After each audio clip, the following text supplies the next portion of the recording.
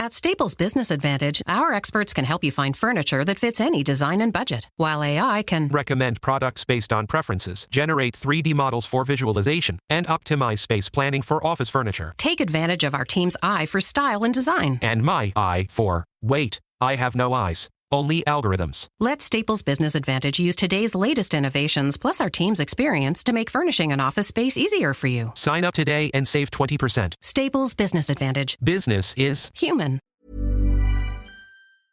This is a Stocks for Beginners quick tip. Essential lessons, questions answered. Reading company reports and balance sheets can seem like a tedious and boring task for many beginning investors.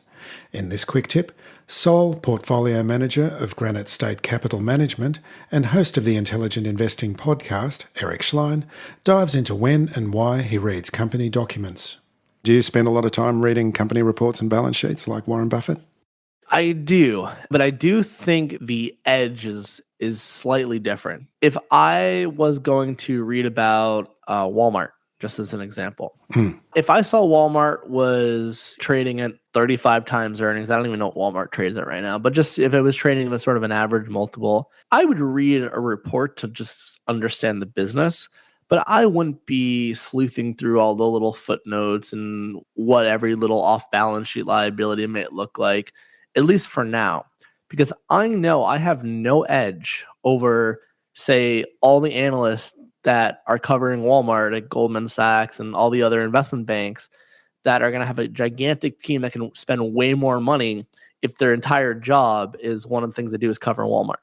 So what I do is if I can look at businesses that either on the surface look extremely, extremely cheap, then I will go and fine tune, try to understand every single number, every single aspect of why is this trading so cheap and is there something I'm missing? Also, if a company is really, really tiny where there's no analyst covering it, and they might even be too small for even a larger institution to pay attention, then I will manually comb through those financial statements because I'm not dealing with the competition of larger institutions. So someone who's a beginner in the stock market, how would you advise them to start going about trying to find companies like that, flying under the radar? Well, first I would say before you even attempt to start finding companies, learn how to read income statements, balance sheets, cash flow statements. Because if you can't sort of have a basic understanding of financial statements, just saying, I like the business doesn't really mean much if you don't really know how to value it. So there's actually a pretty good, it's a tiny little book, but I love it. I actually have given it out to people. And it's actually by Benjamin Graham, and it's called The Interpretation of Financial Statements. And I think that's a great starter book. But then in terms of looking at businesses, you want it to be fun. I always tell people investing is a journey. It's not like, oh, now you have the answer, so now you're a great investor and you don't need to learn anymore. It's a nonstop game of learning. So if people think that if they just read these two books, now they'll know how to invest, they're going to burn out pretty quickly and not enjoy it. And the truth is, it's not for everyone, right? A lot of people don't like that game, and that's fine. But if you want to even discover if you like that game, just start reading about different businesses. You can go on an investor relations website of a business that you find interesting, whether it's Walmart or Coca-Cola, and go look at their investor presentation. Go read their shareholder letter.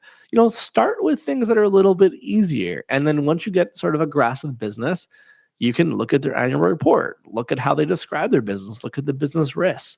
Then, make it a little bit harder on yourself. Then go read the footnotes. And don't do it because you think the footnotes of Coca-Cola is going to give you an edge. It's not going to give you an edge. We kind of talked about that.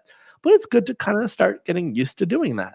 So I would say that's kind of how you can get started. And once you build that muscle and that gets comfortable, then go to an over-the-counter list and look at stocks through A to Z manually and start reading businesses and do detective hunting. Stocks for Beginners is for information and educational purposes only. It isn't financial advice, and you shouldn't buy or sell any investments based on what you've heard here. Any opinion or commentary is the view of the speaker only, not Stocks for Beginners. This podcast doesn't replace professional advice regarding your personal financial needs, circumstances, or current situation.